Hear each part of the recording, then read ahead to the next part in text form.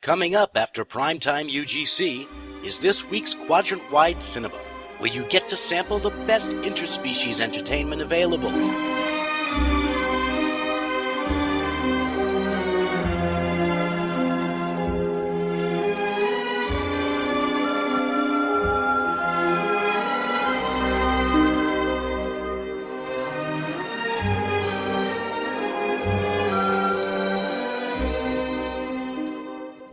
We're all grateful to Don Dathon for calling this meeting. We all know him as a modest man, although this is the first time we've ever actually met. Yes, too modest. He had all the judges and politicians in his pocket and refused to share them. A refusal is not the act of a friend. Surely you could submit a bill for such services. After all, we're not communists. Santino, his suit red. Huh? Luca, when the fishes slept. What the hell are you talking about? The old man's freaking crazy. Michael and McCluskey and Louis in the Bronx. Bazzini, his army. I told you, there's no reasoning with him, Bafangul. Waltz, his horse head uncovered.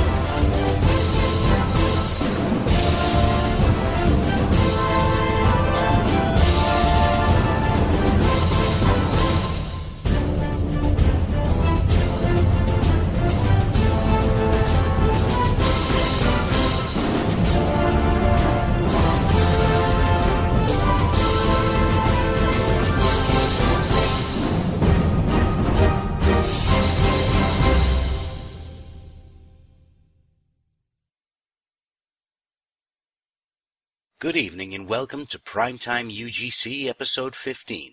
We have another great show for you this time around. We have guest author Zorbane as well as a review of one of his missions. We've got Kirk's Fat Ass Sets and the continuation of the Foundry Essentials Back to Basics series, news, and much more, including our live Great Link in about 30 minutes. Don't go away. Castmodian is up next with the news. Hey, yeah, you. I said don't go away.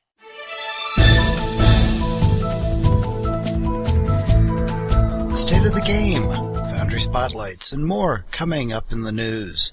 But first, a word from our sponsors, and later, reports from Cardassian space as anger grows over the new Dominion War documentary, causing riots and fighting near the Federation Embassy on Cardassia. Don't forget to tune in to the Federation broadcast system on Thursday for the immortal Ken Burns as he presents his newest documentary on the Dominion War. The year was 2373. Enterprise E had chased the Borg back through time to protect First Contact. The Kazon had taken control of USS Voyager in the Delta Quadrant. But here, in the Alpha Quadrant, closer to home, brave Starfleet personnel were fighting off the Dominion, whose forces were bolstered by the Cardassians, who had joined them in their quest to destroy the Federation. Battle after bloody battle ensued in places like Rondak and Taurus, where we had lost so many brave souls.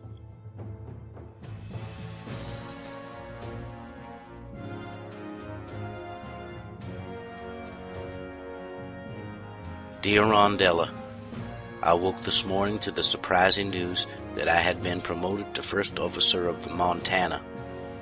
You know how long I've been waiting for that promotion. If I knew it would have taken the brutal death of Commander Vandrell at the hands of the Jem'Hadar, I'd have been happy being a lieutenant forever. I will honor him by being the best XO I can be, and to help to reduce these type of promotions. Too many good officers are being lost in this war, but we must prevail, lest we all become slaves to a puddle of shapeshifters. I count the minutes till we are together again. All my love, Albert.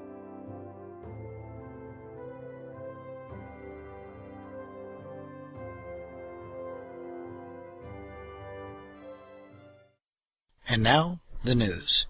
A new State of the Game for September was released, covering many aspects of the game, but of course, the Foundry is what we are most interested in. Daniel Stahl is quoted as stating, "The Foundry is awesome, and the people who make Foundry missions are even more awesome. There are so many amazing missions being made on a weekly basis that it is a downright shame that we haven't found a better way to integrate these missions into the standard flow of the game. Right now they are on a filtered tab, but we can do so much more. Foundry missions should also offer better rewards and fill content voids where they exist. If we could adopt the missions and ensure they are integrated with the overall arc of the game, it would show the power of crowdsourcing." Spotlight missions. There are 2 new Spotlight missions chosen since our last broadcast. These are Stray Dogs by Dark Frontiers, a level 41 plus Klingon mission, and Checks and Balances by My God, It's Full of Stars, a Fed mission for any level. Starbase Featured Project number 6. Guards, Guards, Guards. We have another vanity project released for Starbases that places guards, depending on the faction you represent, throughout the Starbase. This project is available through October 4th. A special lockbox promotion has been released. The previously released lockboxes, the Cardassian and the Ferengi lockboxes, are now back in rotation after the removal of the Thalian lockbox. This promotion will last until September 27th and will drop under normal circumstances. In addition, there's also a Master Key sale. These Master Keys are used to unlock the Cardassian and Ferengi lockboxes, and they are presently 15% off of their normal price. This will be available till October the 1st. And, in interviews, Subspace Radio interviews Salami Inferno recently on one of their shows. Go to check it out. And that is the news.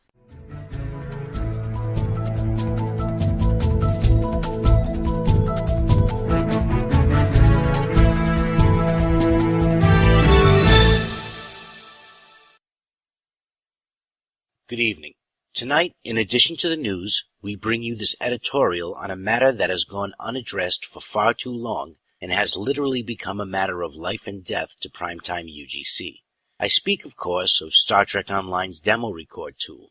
It has been approximately 10 months since demo record worked with near full reliability. Since February, there has been a crippling defect within demo record in that custom non-player characters, or NPCs, do not survive the recording process. They are visible while being recorded, but invisible upon playback. As you can imagine, this defect has made it extremely difficult to near impossible to make use of the tool at all. It has only been through a limited and time-consuming workaround that a show such as ours can exist. Star Trek Reunion, until recently, had also been crippled by this defect. As many of you know, Primetime UGC is a program born out of Starbase UGC, a community dedicated and devoted to Star Trek Online's Foundry. We are a growing group of Foundry authors and players who have banded together to help others who love STO and are interested in creating content for the MMO they love so much. We support both Cryptic Studios and Perfect World Entertainment in their efforts to make Star Trek Online the very best it can be, and we do so by gladly sacrificing our time. All we have ever asked in return is to have the steadily improving Foundry that was originally advertised, and for the game that already exists to continue to function properly. As far as the Foundry is concerned, we all know what happened during the dreaded Season 4. The long outages were hard to bear, as were the resulting one-star reviews authors received for bugs beyond their control, with no remedy in sight for the injuries sustained to our standing within a lopsided rating system that has blessed some and damned the rest. Updates have been slow to arrive, and our library of assets provides too many trivial and useless objects and is lacking in props and details that most authors would consider to be basic necessities. Still, Foundry authors have persevered and published extraordinary work, which brings me to Demo Record. Demo Record is a mechanic within STO that allows players to record their gameplay and to tailor the recording in various ways. This has enabled Foundry authors to produce trailers to advertise their missions, and while Demo Record was working, many of them were produced. Then there came Machinima, Creative and talented people have begun producing their own animated series using demo record, but now all of that is in danger of disappearing. Even this very show may face extinction because of the time required to produce it. If demo record were working, Primetime UGC could be made in 1/3 the time. We really need it fixed. All this being said, Cryptic and PWE have been very supportive of the Foundry as of late, giving interviews to our podcasts, returning the weekly spotlight, and hosting contests for Foundry missions in the forums. We also understand how busy the developers have been with the upcoming release of Neverwinter Online, whose own Foundry is generations ahead of STO's. We are told that we'll see it all for STO someday after Neverwinter's official release, and again, being an STO player becomes a game of waiting. We are also told that repairing demo record is not likely because there are too many more important things, and there is one single person in all of Cryptic that possesses the knowledge to get the job done. It seems after all the kind words and morale building that has been bestowed upon us in the Foundry community, that we may not be as important to the cause as we were led to believe. We are asked to wait and wait and wait for the holy grail of UGC tools to be slowly made available to the Star Trek world, and we do. We promote it with our podcasts. We make tutorials to teach new players how to use the tools. And now we hear we may be supplying content for the underdeveloped Klingon faction. All this we do willingly and look forward to making it a reality. All we ask is for the one mechanic to be repaired. It is essential for us to continue to help make STO something to be very proud of. It is growing more difficult to make the time to produce this podcast without it. We hope to keep doing it, but as it stands, we can't make any promises. Thank you.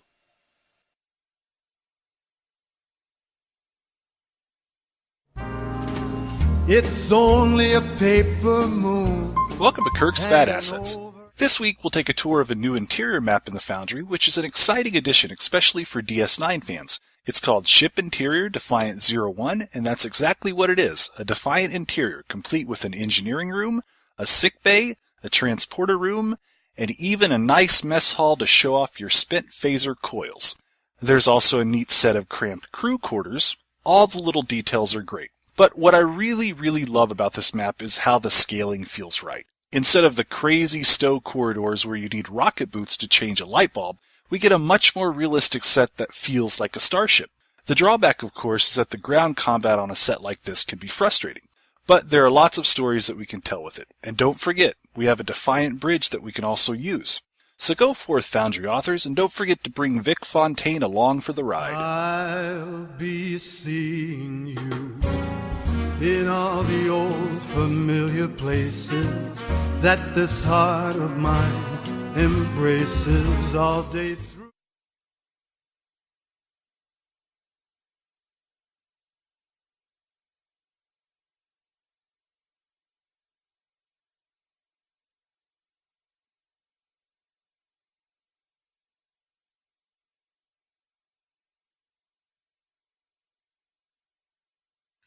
Welcome to episode 15 of Primetime UGC.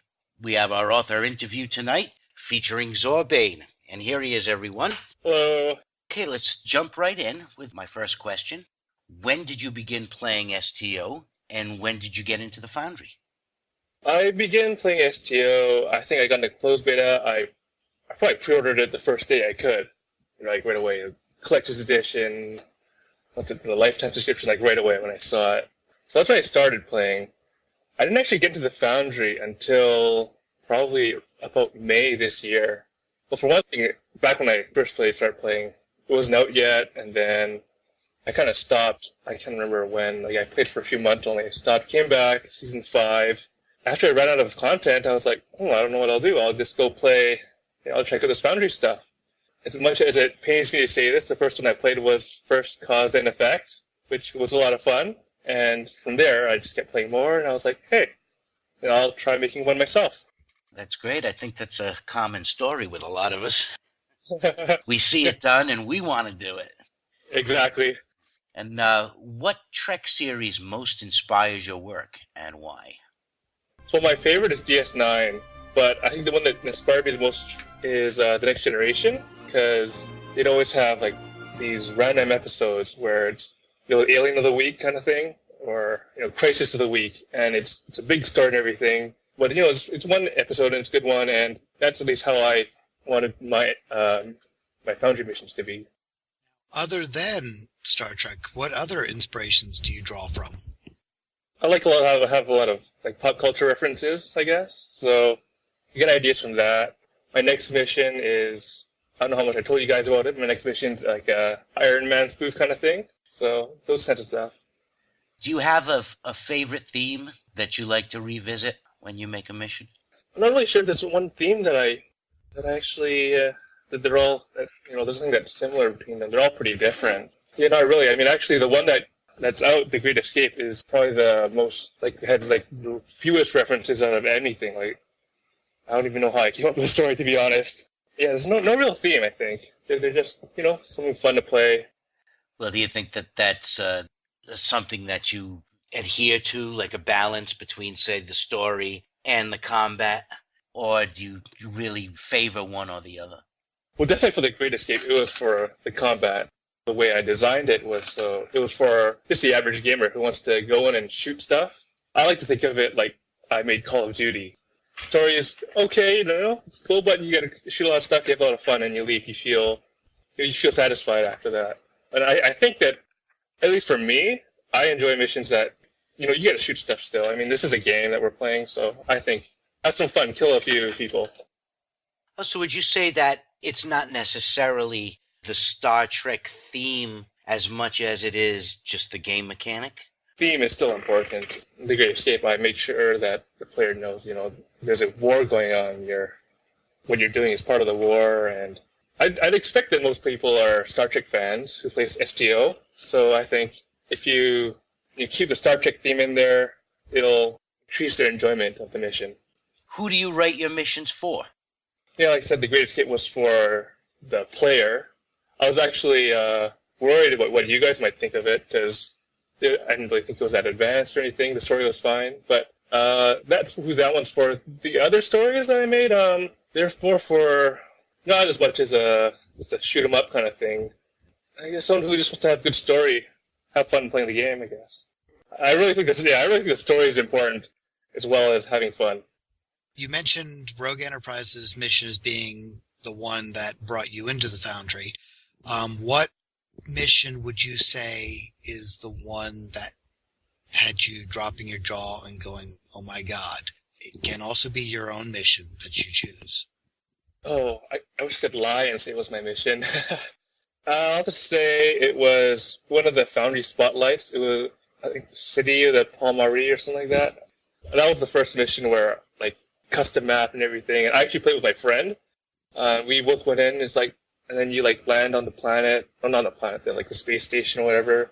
It was just epic. There's no other word for it. It was an epic map, and I was like, wow, I didn't know they could do stuff like this. So then, I was like, hey, that's pretty cool. His hours of work on that certainly is getting rewarded. So many people mention that mission as a standard. It's the bar that is set now. Recently, you were able to experience something that many of us haven't yet. You got access to a closed-door demonstration of the upcoming Foundry for Neverwinter Online. Can you tell us a little bit about that, and maybe give us an idea of some of the features we can look forward to for the Star Trek Online Foundry? Oh, yeah, sure. Let's say, first of all, that big thanks to Brown Flakes and Stormshade. When I went there, they were really busy. Everyone was really busy, but Brandon especially got out of his way to make sure that I could talk to the right people and to get me in. So yeah, big thanks to them, first of all. A lot of us see the videos, but it was really different to actually see it firsthand. Everything looks kind of the same as the STO Foundry. The usability factor, I think, is the thing. I'm a programmer, so I use these words like this. The usability has just gone out of the roof. Everything's easier, especially with the room builder. So right now, when you pick a map, you pick a space and a ground map, and then you have this big list, and it's how it is now is everything is in a grid, and you can see, before you even click on it, before you add it to the map, you click on it, and it's I want this one. Oh no, maybe I'll get that one instead. And you can click on it, and then you decide, okay, this is the map I want. There's no, in STO, you click on the map, you add it, and it's like, oh, this map sucks, delete, start again, new map. And so it's pretty cool. That thing is everywhere. You got the, like for costumes, and there's even items now too. I don't know, after I saw it, I was like, oh, I want this right now. Yeah, I think we all do. I mean, especially the room builder, and like we were talking about Alamax maps, how amazing they were. I started trying to do them, and it just takes immense amount of time just to make like a room that just looks good. I was watching the demo, and Andy, the lead producer guy, he's like, okay, I'm gonna make a room here, and I'll put this other room here. Just click a button, and it'll be full of like chairs and tables and stuff like that, and that stuff takes us forever. Yeah, the auto-populate. Yeah, exactly. Yeah, that thing. Yeah, nice. The user interface to play the missions is also completely different and light years ahead of the way people pick the missions in STO. So, STO, you go to click the mission tab, and you got to go find the community authored little button there, and then after that, you search the name of the mission. In Neverwinter, it's like literally is part of the game now, where you've got part of the landing page, as he called it. Like when you log in, you see the page come up, and then right in there it says Foundry missions. Play these missions here, and you can click on them and play them. Or you can go into a bar and you go talk to an NPC, and NPC's like, oh, hey, there's a bunch of missions that are in this location, and it gives you a list, and you just pick one and play it. There's no, I'm going outside of the game to play a mission like how it is in STO, which right. I think it feels integrated. Exactly, like way more like. It's like the next generation of the Foundry, if I'm allowed to say that. Excellent. We have the Kirk version, and they get the Picard? I think so. They get a Blu-ray Picard version. Now it's time for our wrap-up questionnaire that we're calling the Primetime 5. We'll ask 5 questions for you to answer, each with a choice. No elaboration necessary. Your answers will tell our viewers a little more about you. First up, Coke or Pepsi? Pepsi. Constitution or Galaxy class? Galaxy. Kirk or Picard? Picard. Coffee or tea? Tea. Klingon or Romulan? Klingon. Okay, that's very interesting. That's going to do it for this week's author interview. Thank you so much, Zorbane, for joining us. Please keep giving us content. Hey, thanks for having me, guys.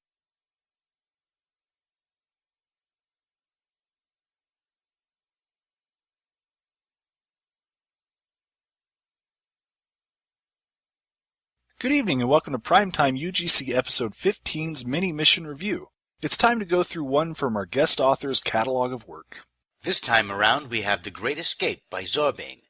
It's a Fed mission built on a solid premise, employing sound fundamentals. Let's begin our critique with story. You are sent to meet a secret contact near Deep Space Case 7. What follows is a rousing adventure to sabotage a Klingon facility and escape intact. We enjoyed the story and many of its characters. It was a very straightforward combat mission without a ton of reading, and the writing was polished. Perhaps the Klingon character could have been more fleshed out because he didn't seem very honorable to us, but otherwise it was a good story. Zorbane did a nice job of executing his plot through concise dialogue that did not weigh down the action. He also delivers a surprise plot twist that makes the experience that much more enjoyable. Everything was logically done, and the plot never strayed from its straightforward goal of plausible story mixed with action. We gave story 4 stars. On to map design. Some of the maps were ambitious, especially the interior sets where there were lots of additional details added to the scene. Both the captain and myself would have enjoyed more details in the space map, but Zorbane's minimalist style might appeal to other players who are sick of asteroids everywhere in space. I myself love a good asteroid field. But yes, Zorbane might jump back into the editor and possibly enhance his space maps with a few colorful backdrops. That would make for an interesting atmosphere without adding obstacles for the player. The ground maps, on the other hand, were very well done and only added to the enjoyment of several well-laid-out battle sequences. Map design garnered 3.5 out of 5 stars. Now tech. Tech was nicely done. Instructions were clear and the maps were easy to navigate. I also appreciated the times when my bridge officers did things for me instead of telling me to run between 4 or 5 consoles to do everything myself. Not a ton of tricks, bells, and whistles, but the mechanics were well put together. We enjoyed a sequence of laying down explosive charges, knowing that Zorbane had to cleverly hide the majority of the asset to be able to use the prop effectively. It just goes to show that a good Foundry author can work his or her way around the lack of even the most basic usable assets. We all hope this gaping hole in STO's Foundry inventory will be corrected post-Neverwinter Foundry release. That is my solemn prayer to the UGC gods.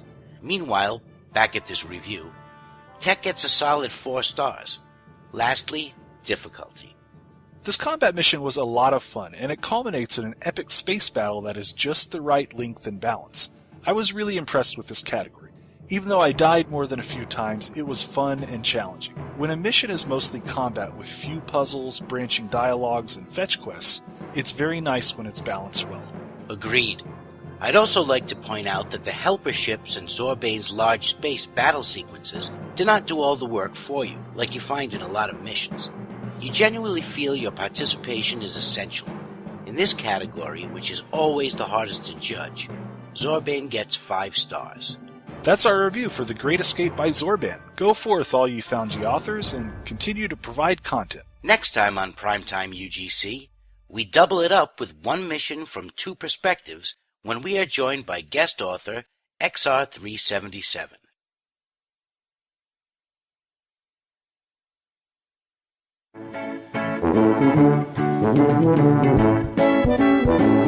And welcome to Part 2 of Foundry Essentials, Introduction to the Foundry. Today we're going to talk more about map making, because building your maps really is the first step in building a mission. So here we are on a map that I've already built, and I did this because, well, I was having fun building it, and I also wanted to show you what you're capable of creating in the Foundry just using one prop. So this map is basically one prop. It's a Borg cube, and there's a cube underneath me and a cube beside me, and over here and up above. And what I've been trying to do is build a Borg interior out of Borg cubes. So let me show you what I've made so far. Let's go to Impulse.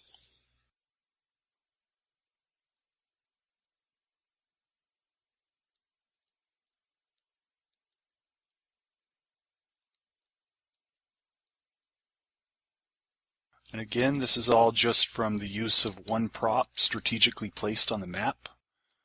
And that's enough that I need to show you. Let me show you what it looks like from the top down. Here's my map, just a bunch of Borg cubes, and I built this really long, elaborate tunnel race through Borg cubes. There's a little bit of stuff to make it more than just Borg cubes. But for the most part, it's just a bunch of Borg cubes I've put together in strategic locations, all to make a space map. And here's what it looks like in the Foundry. So you can see all these little Borg cubes. Some are made for the walls, others are put up for the ceilings, and they all form a tunnel that goes through. And despite how complicated this may look, or you may be thinking, my God, how long did it take you to put those together? It really wasn't that hard. I mean, once you really understand how to build your maps and how to put objects on your map, and especially how to copy and paste objects, then it gets really easy. So really what I did is I started out and I built this part, and then I built this part, and then I just copied the whole thing, pasted it, turned it around to do a different part of the tunnel here. Then I copied and pasted the whole thing and made it into a longer tunnel by pasting it here. And eventually I got to the point where I think I had made basically this whole part of the tunnel. I copied, pasted a second version of it, turned it around, and used it to make the second half of the tunnel. So all in all, it took me, probably about an hour and a half to make this big, elaborate set. But the reason that I've gotten so efficient at doing this is because I've really dived into understanding how to be a builder. And there are different types of Foundry authors. Some don't really like to customize sets, others really like customizing NPCs, and then there are others, most famously Alamac 30, who are just builders, and they build and they build and they build. I like to do it. We'll see how you like to do it, but I'll teach you some of the basics about being a builder in the hopes that you'll mess around with it. So let's start with a new map. Create a map. We'll just create a space map. We'll use Let's just do a custom map so there's nothing else on the map. You must specify a map name. Okay, space map. Okay, and here is our map. We can use the mouse wheel to zoom out, use the mouse wheel to zoom back in. If we want a better look, we can pull some of these tabs down, or we can get rid of some stuff that we don't want, or pull it back.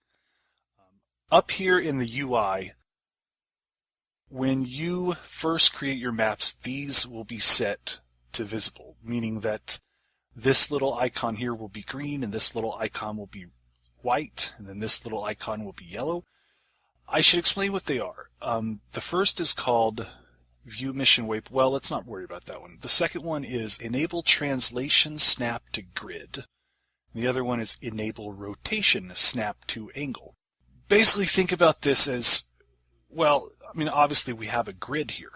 And so if this icon is up, then when you try to go to details, and let's just search for a board cube.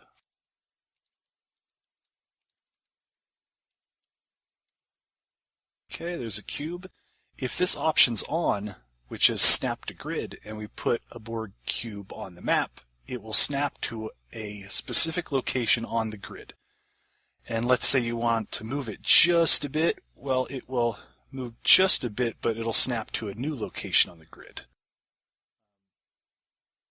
It's handy sometimes, but other times it can kind of mess you up. And it's the same way with the snap to angle. You can adjust the angle and it will snap to a preconceived angle in the grid. If you try to edit the angle, you try to change it. See, here's rotation angle right here, and it's at 57 degrees. Let's just try to make it just a plain 59, and it changes to 60. If we try to make it 61, it changes back to 60. So it automatically shifts the object to a predetermined angle on the grid. This can be handy if you're trying to line stuff up, but for the most part, most people I know, the first thing they do when they get into the Foundry and they want to build is they turn these things off. And the reason is most experienced authors, I believe, really build their sets by manually editing the X, Y, and Z values. And I know that sounds complicated, but let's go through this and I'll see if I can make you understand. Let's just put this at a 0 angle, so it's a block on a map, and this is again a top-down view of the cube. You have this category here called position, and the first set of numbers is called the X value. And imagine that X is a line from left to right. If you go up on the X, like +2, the cube moves to the left. If you go down the X, say to 0, it goes to, it goes to the left. The other one goes to the right. There's also an absolute 0 on the map, so if you go further down the X, say a -5, it goes further to the left. But if you go back up the X, it goes to the right. And this last set of numbers is similar, but it's the Z coordinates, and Z goes from top to bottom.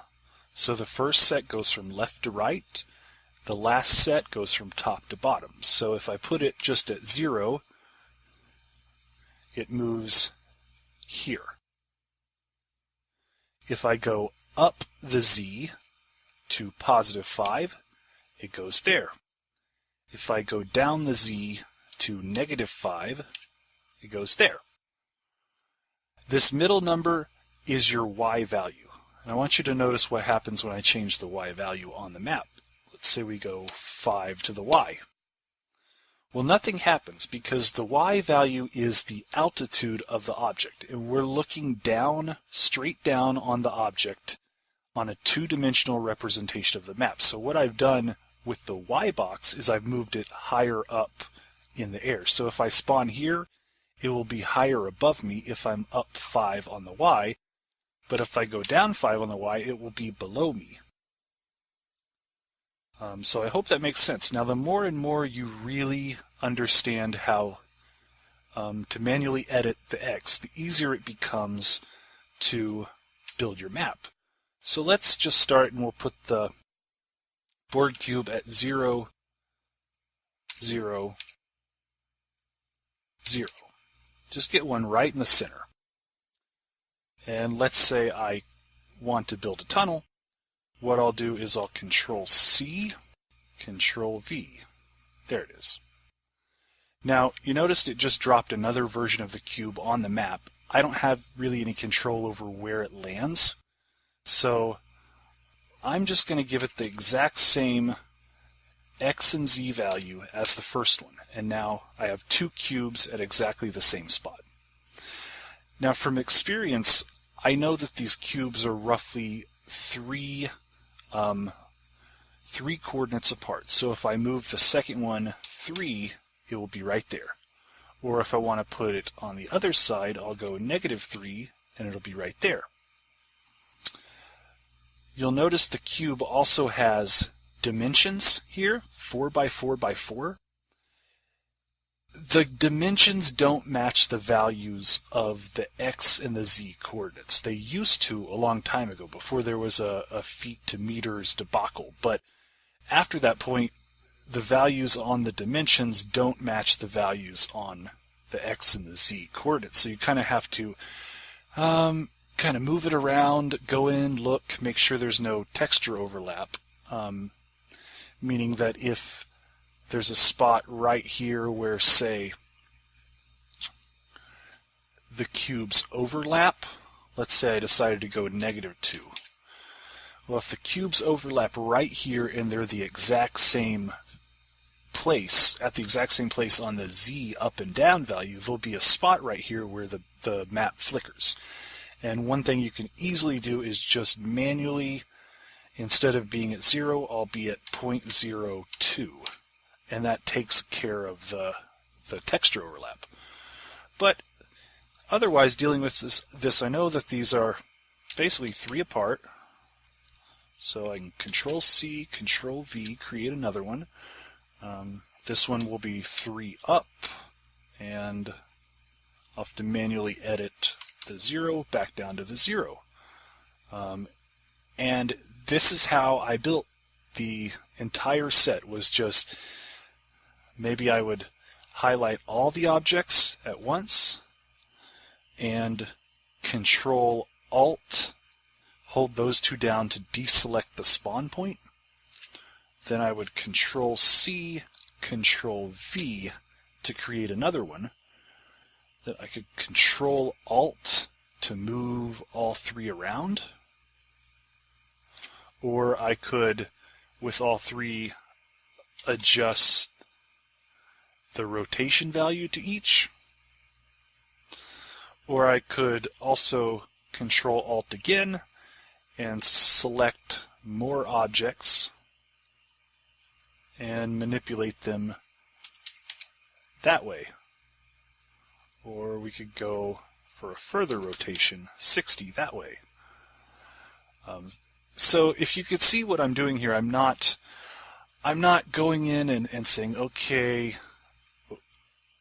here's my cube, and I want to put a cube here, and I'm not going in and just kind of relying on my instinct to line it up and then put another cube and lining up. It really is, when you come down to it, kind of a repetitive task of messing with coordinates, doing the math, knowing how to manipulate or manually input X, Y, and Z values just in pure forms of geometry, and you can build really elaborate, complicated sets that way, which pull off really good visual effects.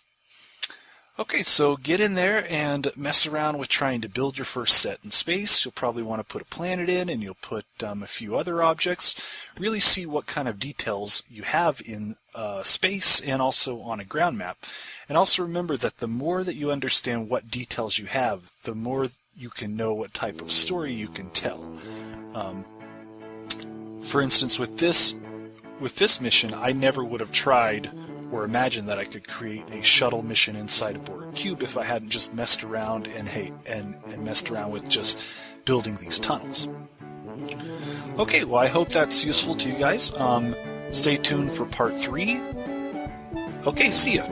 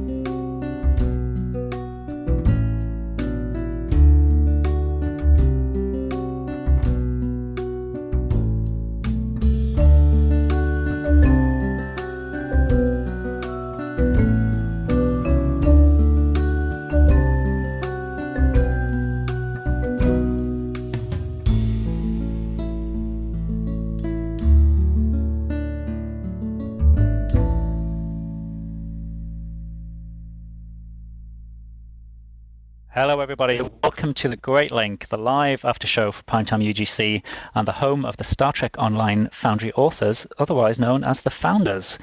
I'm AliMac30 and I'm joined by my regular co-hosts Ceridium, Kapla. and Captain PF Dennis. Hello. Hey Mike, hey Paul, how are you guys today? I'm doing just fine. Very good, thank you. I'm glad to be here. Oh, we're glad to have you as always. Now, we're very, very lucky today. We have got 2 guest founders in the studio with us tonight. Not 1, but 2. So we have Gingie with us, and we also have GreenDragoon. Say hello, guys. Hello. Hello, thank you for having me. Glad you can join us. Thank you for joining us. Yeah, we're Awesome so glad to be have you here. It's really good to have you. Okay, so what I'd like to do, first of all, is just let each of you go ahead and say a little bit about the missions that you've published in STO.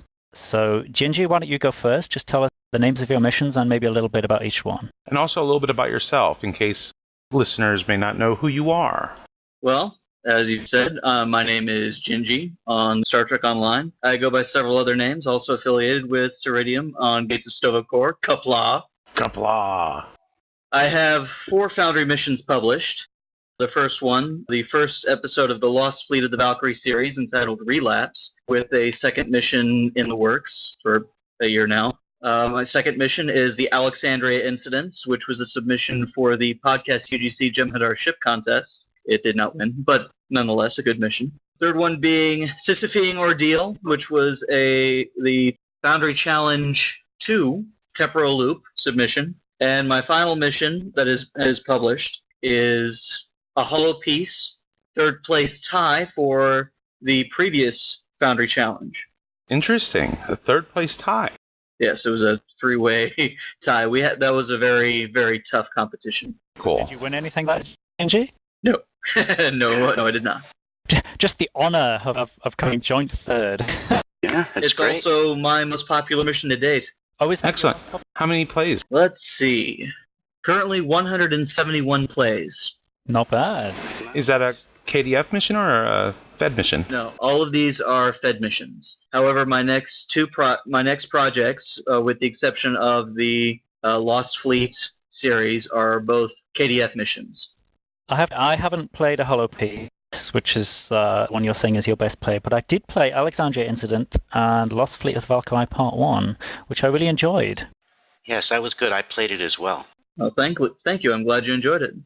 I loved Alexandria Incident. It was, if you just allow me to say that the premise was you get invited to a fleet museum and you get to see various historical ships from Starfleet, and of course something goes amiss.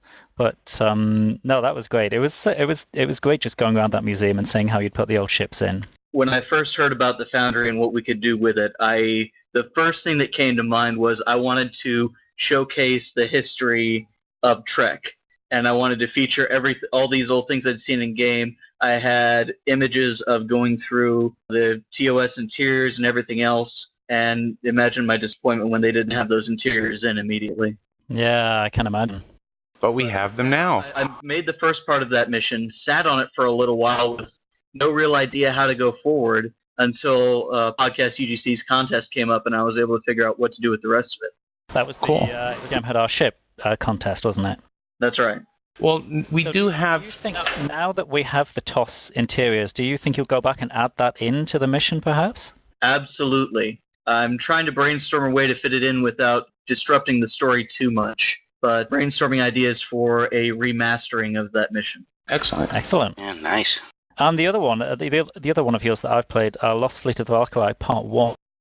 That I don't want to say too much about that because there's a big secret, there's a big reveal that comes in the story of that mission. So I don't want to give that away, but it was great because you tied it into the Star Trek canon, and I really enjoyed that one. Anyone listening to this, I would say go and play that mission. Really, really good story. That one was definitely a labor of love on my part.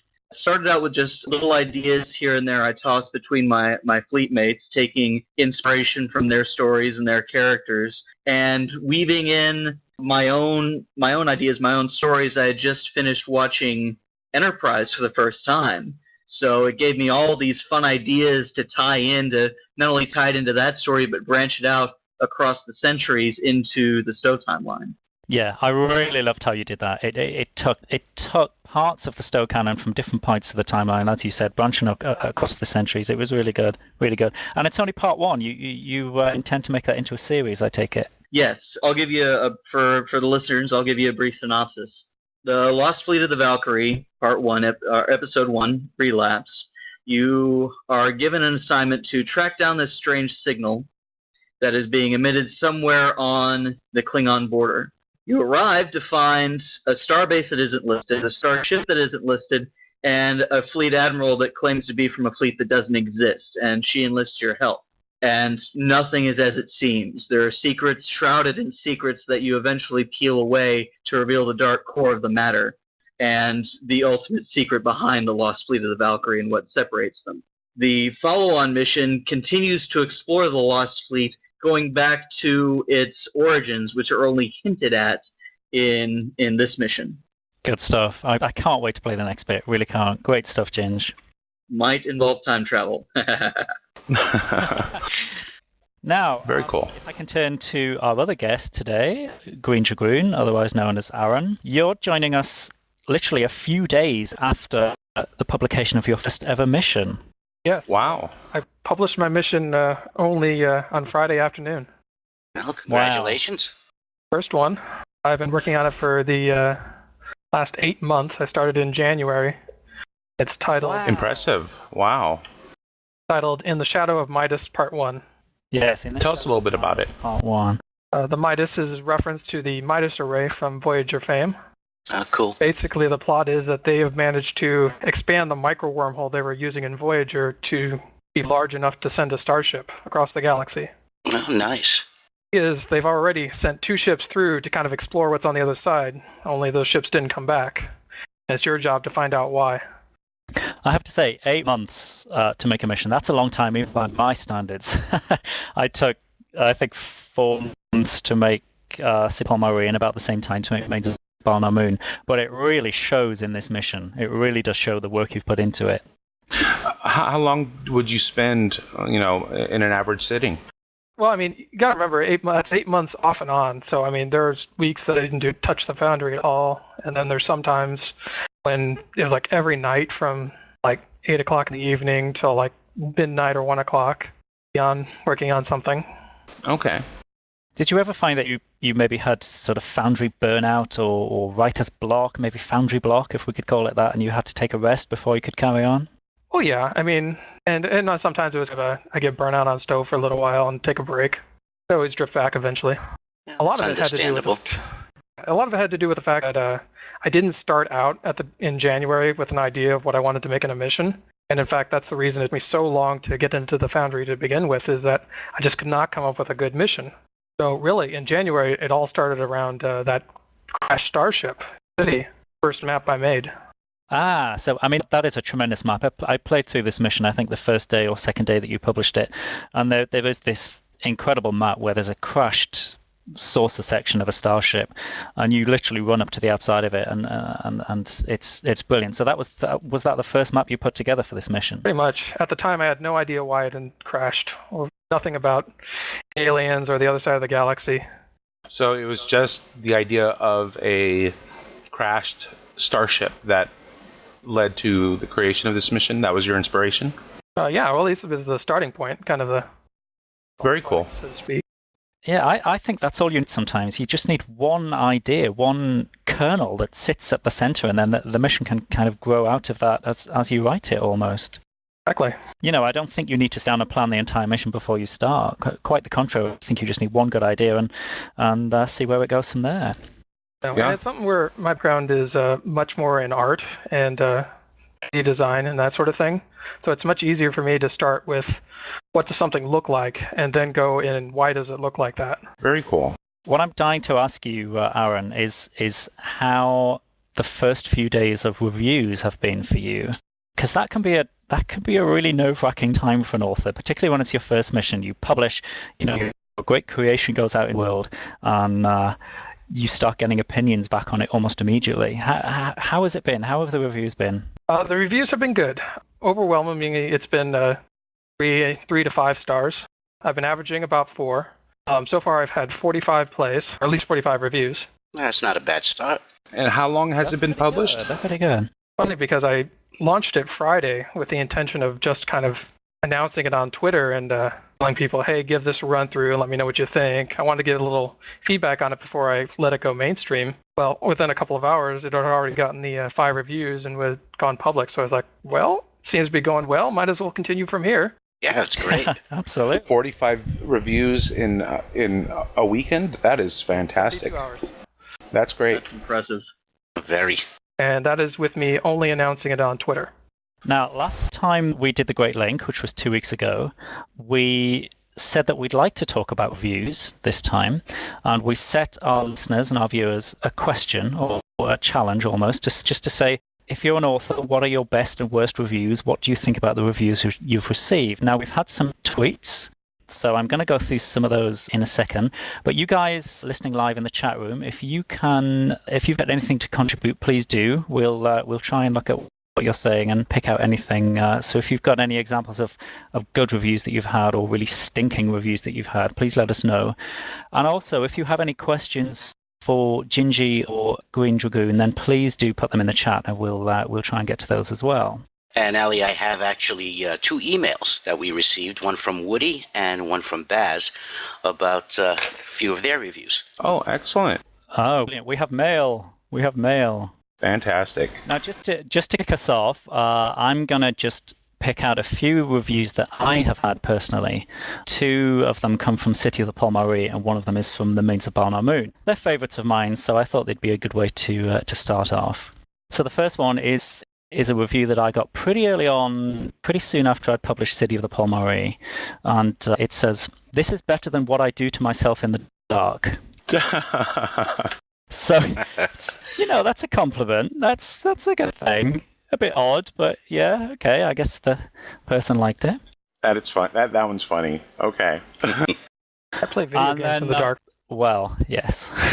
And my favourite review ever, I think, on any of my missions. Again, this was for City of the Palmarie, and I've mentioned it before on Twitter and so on, but it's worth trotting this out every single time.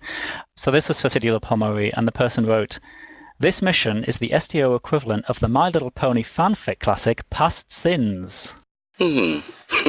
So, all right. I think that was written in all sincerity. I think this was a genuine My Little Pony fanfic fan.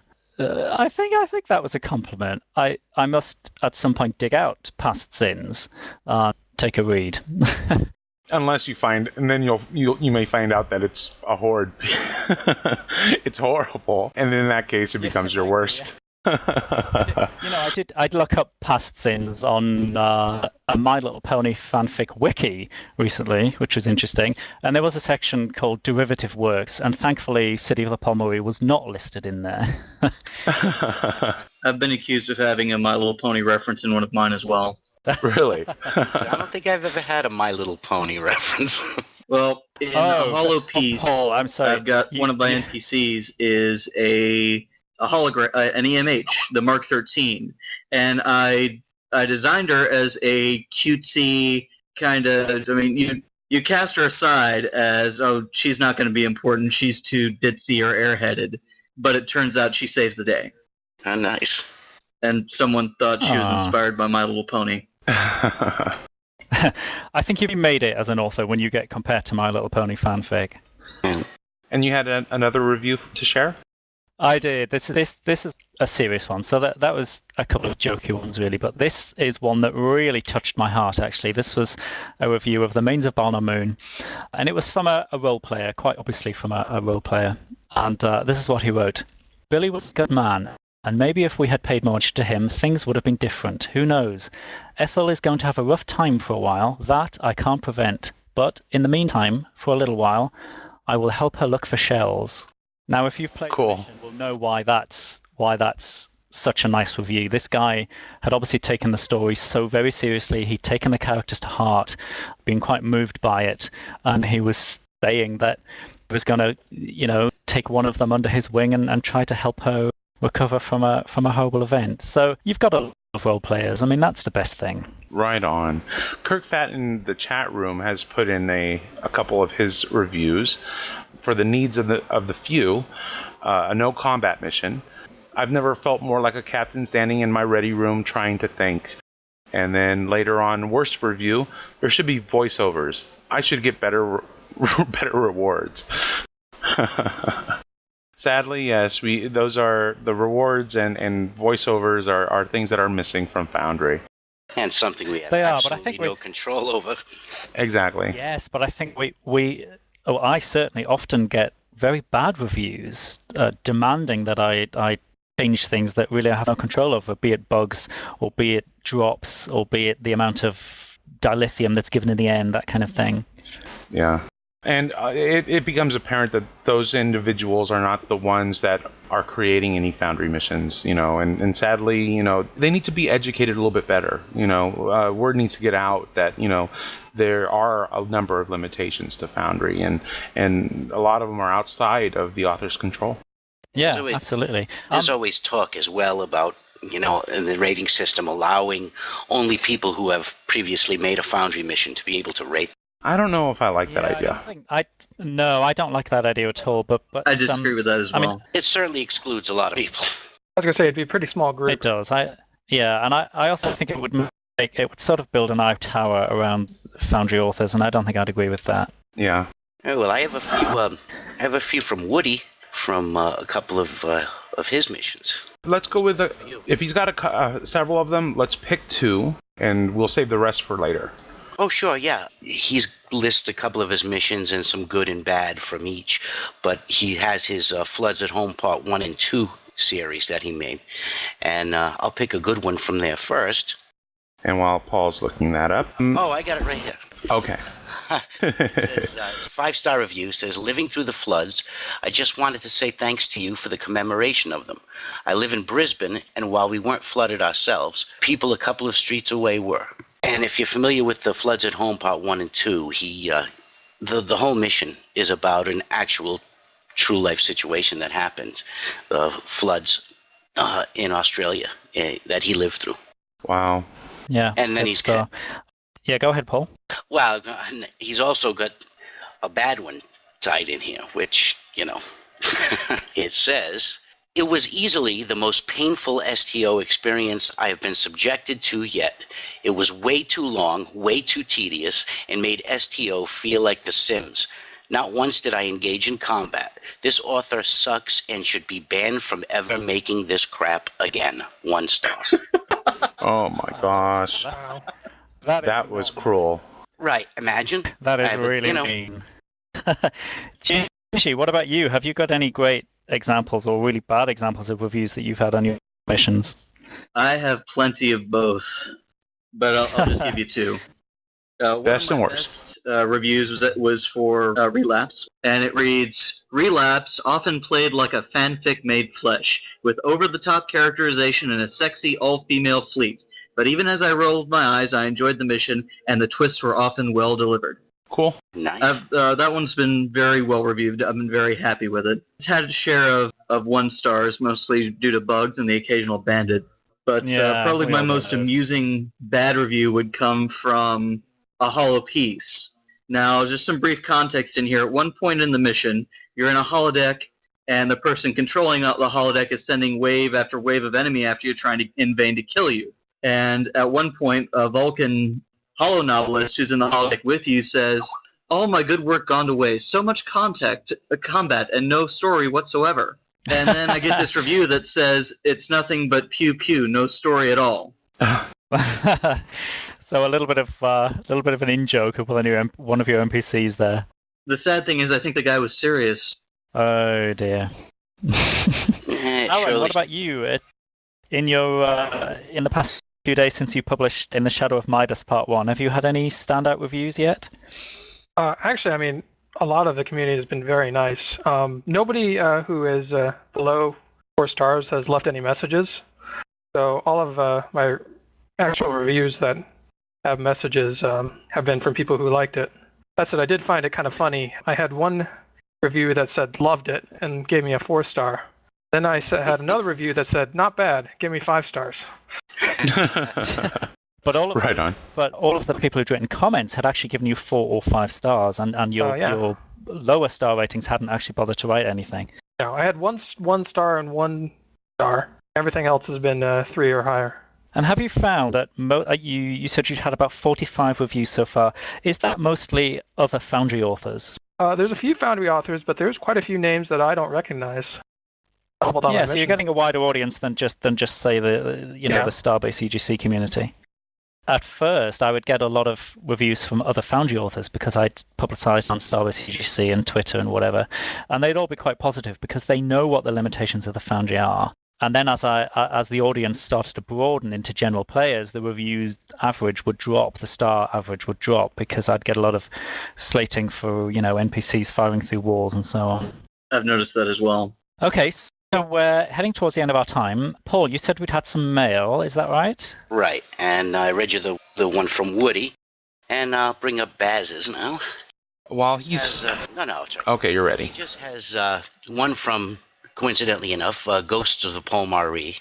He's got a 2-star review that says needs work, and then one from his KDF mission, Enemies of the Empire, that says it's standard for a Federation player point of view, but from a Klingon standpoint, it's insulting by way of dialogue between Hirogen and Klingons. For example, Klingons would have more of a response to the Alpha Rayran than calling him a Patak, 1 star. I mean, these things, oh my, they range from wonderful to insulting. Yeah, they do. I'm just going to quickly flag up some of the tweets that we had. We had a tweet from Captain Revo, who's a prolific and very popular author. He said that there was one guy who told him to go and die. Ooh. One from... Yeah, we had a tweet from Chooch, who of course was guesting on Primetime last time, and he said he got a review that stated, "Your mission sucked. Never make one again. 5 stars." I think that was a gag. Well, I hope so. But you wonder, don't you? Right. Yeah. And then finally, we got a wonderful couple of tweets from Drogan. One was a good review, one was a bad review, and I'm just going to read out the bad review. So it was a 1 star, and it says, "It sucks because it was much better when it was a big fight. You get it? ? And then the rest of this is all in block caps. Make it much better. I don't do this mission again. You understand?" So that was a block caps rant, if ever there was one. Oh boy! Wow. Yeah. Well, hopefully, people will figure out, that there's real people making these missions, and although you may not like the mission, you may not agree with the way the story was told or the way the mission unfolded. These are real people with real feelings, and you should always be considerate, because this may be their first mission or their 100th mission that they've created, but they really don't need, none of us really need the negativity. All it does is discourage us from trying again, and all that does is it hurts everybody, the community as a whole in STO, because then at that point, no one's going to want to create missions if all they're getting are these negative reviews. So, be kind. You can be honest, but don't be cruel. Don't be mean. At the same time, Sorry, you got to remember that there are trolls out there, and you got to have a bit of a thick skin. Understand some guys are going to be mean just to be mean. Also true. Get to you. Absolutely. And all of you Foundry authors out there, don't take it personally. Just try to take the best from every bit of feedback that you get. Don't take it personally. Don't be upset, and never, ever be discouraged. Every single one of us has had countless one-star reviews, countless block caps, rants. It's just the way of it. One-star bandit. Just the way of it. Yes. No matter what you do, you're not going to please everyone. Exactly. Before we go, I would like to remind everyone that the Foundry Challenge #4 voting is currently going on. It ends, we believe, on Wednesday. So if you have not played these missions, there's still time to get your vote in. So check them out, give them a play, and send in your votes to @PWE Brandflakes. Yes, and if there's anything you'd like to say to us, mailbag at primetimeugc.com. Yeah, thanks, Paul. And a huge thank you to our guests this week, Gingie and GreenDragoon. Thanks, guys. Yes, thank you for joining us. Thanks for having us. Awesome to be here. You guys will have to come back and spend a little more time with us in the future. Absolutely. It was so good to have you, and I wish we had a bit more time, but we're just about out of time now. So, as Paul said, you can email us at mailbag@primetimeugc.com if you have any suggestions, or if you'd like to volunteer yourself to come and be a guest founder in the studio with us. You can also tweet. You can send us a tweet at @GreatestLink, so that would be a good way to get in touch. And do join us in 2 weeks' time. Once again, we'll be live straight after Primetime UGC on livestream.com/Cerberus Films. That sounds great. All right. See you later, everyone. Kapla. Good night. Bye-bye. Everybody, remember, the founders are wise.